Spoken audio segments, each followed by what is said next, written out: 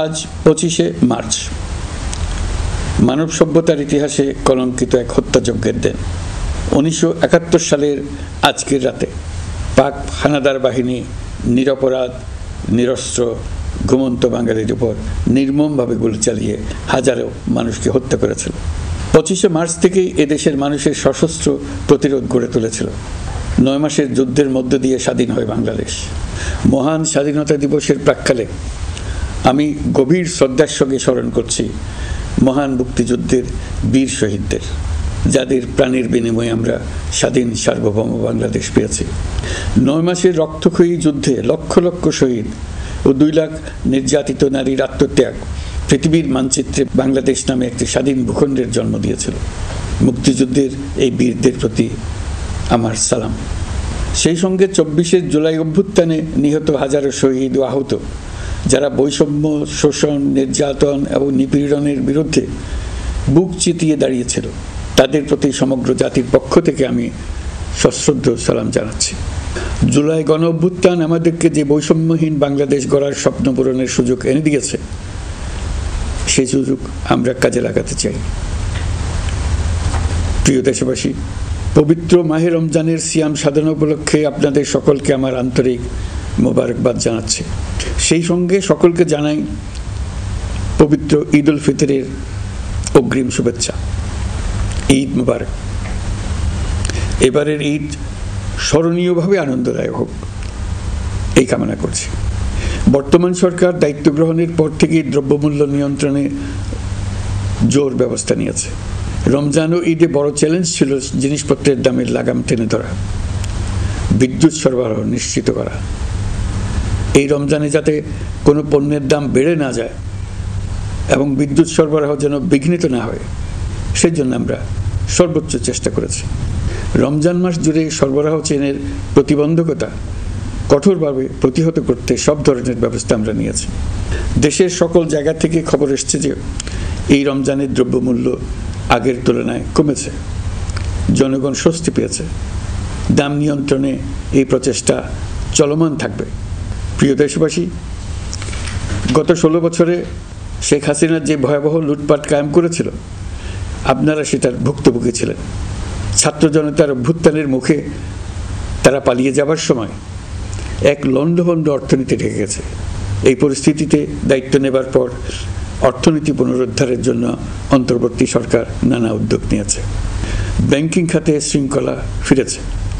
ক্রমান্বয়ে অর্থনীতির অপরাপর সুযোগগুলো ইতিবাচক ধারায় ফিরতে শুরু করেছে। এই সরকারের সবচেয়ে বড় চ্যালেঞ্জ মূল্যস্ফীতি। ফেব্রুয়ারিতে মূল্যস্ফীতি 9.32% নেমে এসছে, যা 22 মাসের মধ্যে সর্বনিম্ন। আগামী জুন মাসের মধ্যে এটি 8%-এর নিচে নেমে আসবে বলে আশা করছি। দেশের ধ্বংসপ্রাপ্ত অর্থনীতিতে স্বস্তি এনে দিয়েছে আমাদের প্রবাসী ভাই বোনেরা। অন্তর্বর্তী সরকার দায়িত্ব নেবার পর থেকে রেমিটেন্স ধারাবাহিকভাবে বেড়েছে। ফেব্রুয়ারি মাসে রেমিটেন্স প্রবাহ রেকর্ড গড়েছে, প্রায় 25% বৃদ্ধি পেয়ে $2.5 বিলিয়ন পৌঁছেছে। রেমিটেন্স যোদ্ধারা আমাদের দেশের অর্থনীতি গড়ার বীর সৈনিক। তাদের জন্য প্রক্রিয়াগত যেসব বিষয় রয়েছে, সেগুলো সহজ করে দেওয়া আমাদের দায়িত্ব। তারা যেন ভোগান্তির শিকার না হন, দূতাবাস যেন ঠিক মতো কাজ করে, এটি নিশ্চিত করার জন্য আমরা ব্যবস্থা নিয়েছি।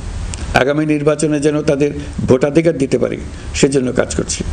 পলাতক সরকারের আমলে চট দখলের মতো দেশের ব্যাংকগুলো দখল করে নেওয়া হয়েছিল। আমানতকারীর টাকাকে তারা নিজেদের ব্যক্তিগত টাকায় রূপান্তরিত করে ফেলেছিল। অন্তর্বর্তী সরকারের অন্যতম কাজ ছিল ব্যাংকিং ব্যবস্থায় আস্থা ফিরিয়ে আনা, আমানতকারীর স্বার্থ রক্ষা করে নিয়ম শৃঙ্খলা প্রতিষ্ঠা করা, হিসাবপত্রে বিশ্বাসযোগ্যতা স্থাপন করা। ব্যাংকিং ব্যবস্থায় আস্থা প্রতিষ্ঠা করা গেছে। এর ফলে অর্থনীতিতে শৃঙ্খলা ফিরেছে। অন্তর্বর্তী সরকারের অর্জনগুলোর মধ্যে এটা ছিল খুবই গুরুত্বপূর্ণ। গত সরকারের লুটপাটের মহোৎসবে গত 15 বছরে $234 বিলিয়ন পাচার হয়েছে। এটা আমরা জানি। কত রকমভাবে পাচার হয়েছে তাও জানার বিষয়। অভিনব এক একটা পদ্ধতি ছিল। পাচারের একটা পদ্ধতি সবাইকে হতভম্ব করে দিয়েছে। এই পাচার হয়েছে বিদেশে অধ্যয়নরত সন্তানের কাছে টাকা পাঠানোর নামে। তিনি সন্তানের লেখাপড়ার জন্য এক সেমিস্টারের অর্থাৎ 3 মাসের খরচ বাবদ অফিসিয়াল ব্যাংকিং চ্যানেলে পাঠিয়েছেন $3,33,00,000, অর্থাৎ প্রায় 400 কোটি টাকা। পাচারের এর চাইতে বেশি তাক লাগানো পন্থা আর কি আছে, তার কোনো সীমা আছে বলে আমার মনে হয় না। আইন, নিয়ম, নীতির জায়গায় যখন হরিলুট প্রতিষ্ঠিত হয় তখন এমন সব কিছুই সম্ভব। এই অর্থ পাচারকারীদের দ্রুত আইনের আওতায় নিয়ে আসার লক্ষ্যে ইতোমধ্যে আন্তর্জাতিক তৎপরতা জোরদার করা হয়েছে। প্রিয় দেশবাসী, অন্তর্বর্তী সরকার পৃথিবীর বিভিন্ন দেশের শীর্ষস্থানীয় বিনিয়োগকারীদের সঙ্গে নিয়মিত বৈঠক করে যাচ্ছে। তারা বাংলাদেশের বর্তমান ব্যবস্থায় বিনিয়োগের বিষয়ে খুবই আগ্রহী।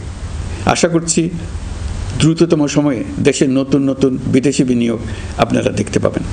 সরকার দায়িত্ব নেওয়ার পর থেকে দেশের রপ্তানি 13% বেড়েছে। জানুয়ারিতে 7% কন্টেইনার হ্যান্ডলিং বেড়েছে। বাংলাদেশ বিনিয়োগ উন্নয়ন কর্তৃপক্ষ ইতোমধ্যে লাইসেন্সিং রিকোয়ারমেন্টস, প্রত্যাবাসন আইনসহ বিনিয়োগকারীদের যে সাধারণ সমস্যাগুলো রয়েছে সেগুলো সমাধানে কাজ শুরু করেছে। বাংলাদেশ বিনিয়োগ উন্নয়ন কর্তৃপক্ষ আগামী মাসে ঢাকায় 4 দিনব্যাপী আন্তর্জাতিক বিনিয়োগ সম্মেলন করছে। বিশ্ববিখ্যাত অনেক বিনিয়োগকারী এতে অংশ নেবেন। ইতিমধ্যে DP World, Singapore PSA, AP Moller Maersk কয়েক বিলিয়ন ডলারের বিনিয়োগের প্রস্তাব করেছে। অন্তর্বর্তী সরকার দায়িত্ব গ্রহণের পর থেকেই স্বতঃস্ফূর্তভাবে পৃথিবীর সকল সরকার আমাদের প্রতি বন্ধুত্বের হাত বাড়িয়ে দিয়েছে। এটা শুরু হয়েছিল গত সেপ্টেম্বরে জাতিসংঘের বার্ষিক বৈঠকে। আপনাদের মনে আছে বিশ্বের সরকার প্রধানরা কীভাবে আমাদের সঙ্গে আগ্রহ নিয়ে দেখা করতে এগিয়ে এসছে। তারপর থেকে যে কোনো সম্মেলনে গিয়েছি, দেখেছি আন্তর্জাতিক নেতৃবৃন্দের আগ্রহ কীভাবে ক্রমেই বেড়ে চলেছে। জানুয়ারি মাসে সুইজারল্যান্ডের ডাভোসে গিয়েছিলাম। এই সম্মেলনে 47টি পৃথক ইভেন্টে আমার অংশগ্রহণ করতে হয়েছে। বিভিন্ন দেশের সরকার প্রধান, মন্ত্রী, বিশ্ব বাণিজ্যের নায়করা, জাতিসংঘের মহাসচিব, জাতিসংঘের বিভিন্ন সংস্থার প্রধানদের সঙ্গে বৈঠক করেছে। তারা আমাদের পাশে থাকার জন্য আন্তরিক আগ্রহ প্রকাশ করেছেন। সম্প্রতি আমি সংযুক্ত আরব আমিরাতে গিয়েছিলাম। তারা বিগত সরকারের সময় আমাদের ভিসা বন্ধ করে দিয়েছিল। আমরা সেই দেশের ভিসার দরজা খোলার চেষ্টা চালিয়ে যাচ্ছি।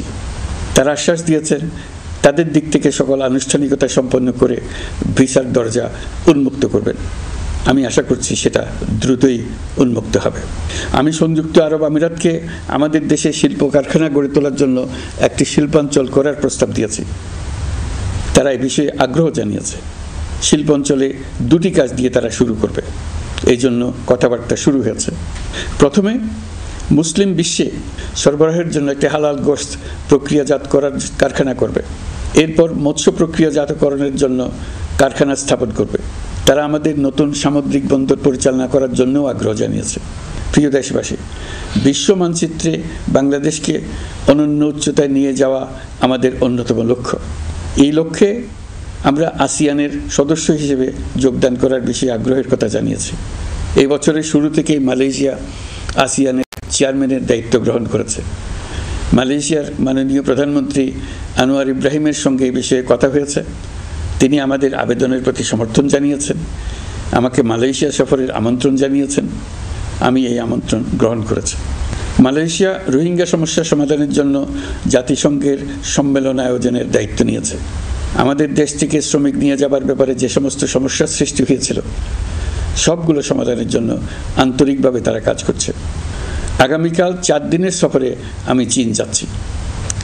প্রেসিডেন্ট শি জিনপিংয়ের সঙ্গে আমার বৈঠক হবে। চীনের বড় বড় ব্যবসায়িক প্রতিষ্ঠানের সিইওদের সঙ্গেও বৈঠক করব। পৃথিবীর সর্ববৃহৎ চাইনিজ সোলার প্যানেল নির্মাতা প্রতিষ্ঠান লংজি বাংলাদেশে কারখানা স্থাপনের আগ্রহ জানিয়েছে। আমরা তাদের সঙ্গে কাজ করছি। এছাড়া প্রযুক্তিগত সহায়তা, মেডিকেল সহায়তা, স্বল্প মূল্যে চিকিৎসা সহ অন্যান্য বিষয়ে আলোচনা হবে। তারা আমাদের দেশ থেকে আম, কাঁঠাল ও পেয়ারা আমদানি করতে চায়। এটা খুব দ্রুতই শুরু হবে।